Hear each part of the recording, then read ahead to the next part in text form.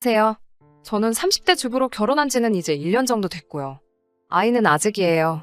아이를 빨리 갖고 싶었는데 남편이 경제적으로 안정이 되면 갖자고 해서 아직이네요. 요즘 뉴스를 보고 있으면 부부 사이에 어떻게 저렇게까지 할 수 있을 법한 사건 사고들이 참 많이 나오더라고요. 저는 그 이야기의 주인공이 제가 될 줄은 꿈에도 몰랐습니다. 저는 직원 숫자가 6명 정도인 작은 무역회사에 다니고 있어요. 벌써 거기서 근무한 지도 4년이 넘어가네요.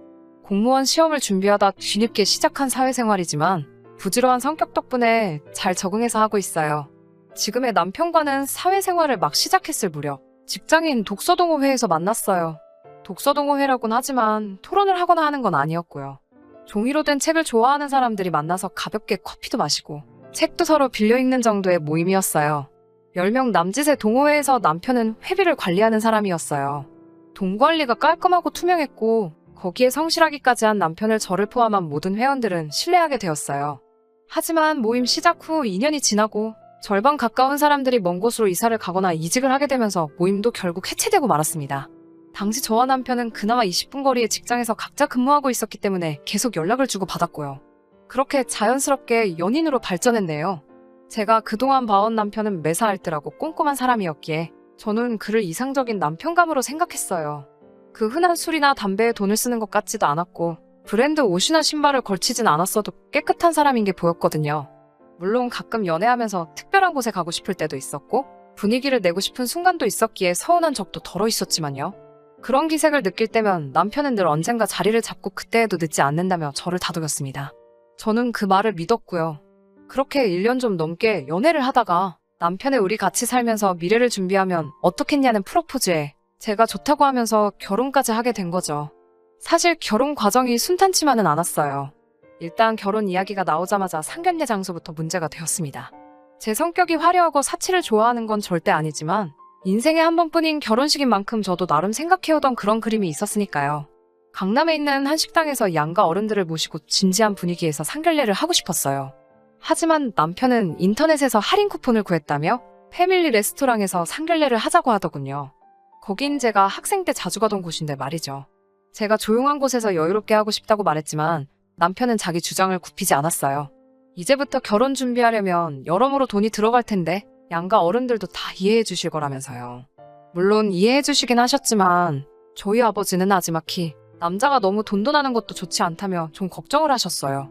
상견례 자리에서도 저희까지 전부 해서 6명이었는데 남편은 여기는 식전해주는 빵이 무료에다가 무한리필이 되고 하니까 메뉴는 4개 정도만 시켜도 충분하다며 손바닥만한 스테이크 2개에 스파게티 하나, 피자 하나를 시키더라고요. 어찌나 남편의 그런 모습이 남사스러운지 제 얼굴이 뜨거워지더군요. 그걸 눈치채신 저희 친정부모님께서 편하게 더 먹으라며 본인들이 사시겠다고 했어요. 그러자 남편은 이것저것 2-3개를 더 시키더라고요. 상견례가 어떻게 흘러가는지도 모르겠고 저는 그저 마음속으로 제발 남편이 돈을 냈으면 좋겠다고만 생각한 것 같아요. 하지만 아니나 다를까 식사가 끝나고 사람들이 일어나자 남편은 눈치를 보더니 화장실에 잠깐 다녀온다고 자리를 뜨더라고요. 결국 저희 부모님이 식사값을 계산하셨어요. 그날 저녁 제가 남편에게 전화를 해서 서운한 마음을 쏟아냈습니다. 아무리 우리가 돈을 아껴야 돼도 그렇지 어떻게 양가 어른들 모셔놓고 그럴 수가 있냐고요. 그러자 남편은 제가 그러는 이유를 모르겠다는 듯이 그래서 저희 아버지가 불편하다고 하셨냐고 되묻는 거예요. 제가 부모님 이야기하는 게 아니고 내가 불편했다고 소리를 지르자 남편은 저더러 진정하라며 실리를 추구해야 한대요. 하지만 그때만 해도 아직 제가 콩깍지가 씌어 있었는지 차마 결혼을 엎을 수는 없겠더라고요. 그래, 우리 둘의 더 나은 미래를 위해서 그런 걸 거야 라며 참았습니다. 이건 시작에 불과했다는 걸 그땐 몰랐어요. 남편은 여러 업체를 돌아다니며 저에게 견적을 내보라고 성하였어요.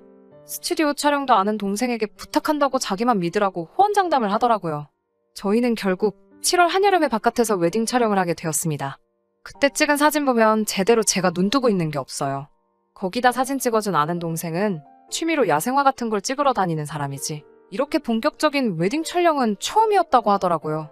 정말이지 그 사진만 보면 지금도 속상하고 억울해서 눈물부터 나요. 그것뿐만이 아니고 드레스도 여러 곳에서 입어보고 신중하게 고르고 싶었는데 입어보는 것도 다 돈이라면서 딱 3벌 입어보고 결정했어요. 그나마 화장하고 머리는 남편한테 거짓말하고 좀 더 비싼 데서 하긴 했네요. 그래도 제가 참고 또 참을 수 있었던 이유는 이 모든 절약이 우리 둘의 미래를 위해서라고 믿었기 때문이에요. 남편 말대로 이렇게 10년만 살면 그때는 그동안 참고 산 거 전부 누려가며 살 수 있을 줄 알았으니까요. 그런데 이게 속된 말로 죽 써서 개준 거더라고요. 신혼집은 남편하고 저하고 정확히 반반씩 해서 경기도에 있는 작은 빌라에서 시작하게 되었어요. 같이 살기 시작하니 남편의 절약 정신은 정말 제가 예상한 것보다 더 심각했어요. 일단 안 쓰는 코드는 하나라도 꽂혀 있으면 안 되더라고요. 심지어 TV도 안 볼 때마다 빼놔야 되고요. 핸드폰 충전기도 그냥 꽂혀 있으면 안 돼요. 화를 내거나 그러는 건 아니지만 들으란 듯이 한숨을 푹푹 쉬며 그걸 다 뽑고 다니니 너무 신경이 쓰이고 짜증이 나더라고요. 그리고 장을 보러 가면 계란 한 줄만 사더라도 최소한 3군데 마트는 가요. 다 가격 비교하고 다니느라고요. 제가 맨날 기름값이 더 든다고 해도 귀등으로도 안 들어요. 저희는 일주일에 5만 원으로 예산을 잡고 장을 보고 있어요. 그런데 가령 고기를 산다거나 해서 예산이 초과가 되면 남편한테 그 자리에서 전화를 걸어 상의를 해야 해요. 이런 이야기를 처음에는 친정 어머니께 몇 번 했는데 어머니가 저보다 더 스트레스 받아 하셔서 요즘에는 어디 이야기할 곳도 없어요. 그냥 저 혼자 삭히고 살았어요. 그리고 올겨울 정말 춥잖아요. 그런데 수도꼭지를 딱 미지근한 물 나오는 곳까지만 돌아가게 고정을 해놔서 따뜻한 물을 제대로 못 써요. 샤워도 10분으로 시간을 정해놓고 10분이 넘어가면 계속 화장실 밖에서 1분 넘었다, 2분 넘었다 시간을 재면서 눈치를 주더라고요. 이런 결혼 생활이 지속이 되니까 정신병에 걸릴 것 같더라고요. 그래도 또 한편으론 스스로 무서울 만큼 제가 적응을 해가고 있었죠. 그러다 얼마 전 친정집에 누수 문제가 있어서 저희 부모님이 며칠간 저희 집에 오신 적이 있어요. 제가 남편한테 어른들 감기라도 드시면 고생하시니까 빨리 수도꼭지 풀어놓으라고 난리를 쳐서 부모님이 따뜻한 물로 샤워는 하실 수 있었어요. 그런데 생각지도 못한 데서 정말 충격적인 장면을 목격하고 말았습니다. 영하 13도였던 밤이었어요. 저희 집은 베란다가 없는 빌라라서 우풍이 있거든요. 그래서 제가 남편에게 부모님 따뜻하게 주무시게 해드리라고 신신당부를 했죠. 저는 그날 야근이었거든요. 그런데 집에 와보니 이 미친 인간이 저희 부모님에게 침낭을 드렸더라고요. 지는 오리털 이불을 덮고 처자고 있고요. 제가 어이가 없어서 남편을 흔들어 깨웠어요. 남편이 덮고 있던 이불을 뺏어서 저희 부모님을 덮어드리니 두 분이 잠에서 깨시더라고요. 제가 너무 창피하고 죄송해서 눈물을 흘렸어요. 그러자 저희 부모님은 웃는 얼굴로 강서방이 많이 쪼잔하고만 일하며 씁쓸한 미소를 보이시더라고요. 저는 부모님이 들으실까봐 남편에게 크게 소리도 못 지르고 바로 인근에 호텔을 예약해 두 분을 그리 모셨어요. 부모님이 호텔로 가신 뒤 저는 처음으로 남편에게 악을 쓰며 달라들었습니다.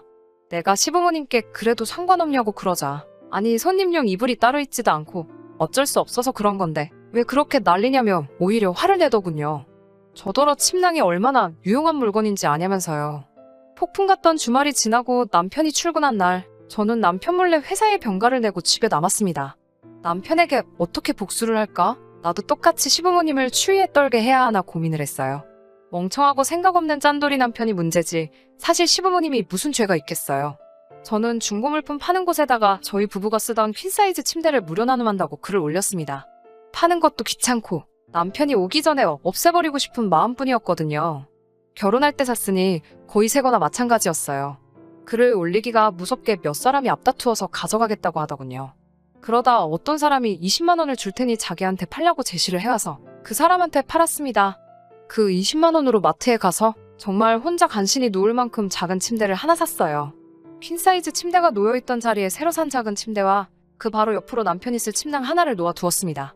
몇 시간 뒤 퇴근해서 집에 온 남편은 노발대발 난리더군요. 그런데 자기께 침낭이라서 열받은 건 둘째고 퀸사이즈 침대를 제값도 안 받고 남한테 넘겼다는 거에 열이 받았더라고요. 내가 저런 남자의 뭘 보고 결혼을 한 건지 스스로 한심하더라고요. 저는 남편이 뭐라건 무시하고 제 침대에서 혼자 자는 생활을 시작했습니다. 남편도 오기가 생긴 건지 소파 위에서 침낭에 들어가서 자더라고요. 그렇게 부부 사이가 틀어지기 시작하고 얼마 지나지 않아 시어머니께서 저희 집에 오셨어요. 시아버지와 부부싸움 후 홧김에 집에서 나오셨는데 시아버지가 홀딱 현관 비밀번호를 바꾸셨다고요. 시어머니가 오셨던 그날도 저희 친정부모님이 오셨던 날만큼 추웠죠. 하나뿐인 오리털 이불은 제가 덮고 있었고 집에는 그때처럼 여분의 침낭 하나가 더 있을 뿐이었어요. 남편은 저에게 빨리 오리털 이불을 내놓으라고 난리더군요. 저는 이건 손님용이 아닌데 이걸 어떻게 드리냐면 남편이 했던 그대로 말했어요. 일부러 시어머니 들으라는 식으로 제 목소리를 낮추려고 하지도 않았고요. 그렇게 투닥대고 있으니 제가 한 말을 듣고 예상한 대로 시어머니께서 저에게 뭐라고 한 말씀 하시더라고요. 그래서 제가 남편이 저희 부모님에게 했던 일을 그대로 말씀드렸어요. 그제서야 어머님도 아무 말씀 못하시고 남편에게 남자라는 게 그렇게 쫌생이 마냥 왜 그러고 사냐며 한심하고 쪽팔린다고 뭐라 하시더군요. 그러면서 저에게 미안하다고 없이 키운 것도 아닌데 왜 저러는지 모르겠다고요. 저는 시어머니의 사과에도 불구하고 어른 공경할 줄 모르고 돈 몇 푼 때문에 시간 낭비를 일삼는 멍청한 남편과는 더 이상 살고 싶지가 않더라고요. 그래서 조금은 충동적으로 남편에게 이혼하자고 얘기했어요. 사실 이때 남편이 저에게 진심으로 사과했으면 이혼 도장까지는 찍지 않았을 수도 있어요. 그런데 남편이 또 이 이혼도 돈 드는 거 모르냐며 왜 돈쓰리를 자꾸 만드냐고 한숨을 쉬더라고요. 그 한숨을 들으니 제 이성의 끈이 끊어지는 것 같더군요. 그 다음날 이혼 전문 변호사를 만나 물으니 이런 것도 이혼 사유가 될 수 있고 남편의 귀책 사유가 될 수 있다고 하더라고요.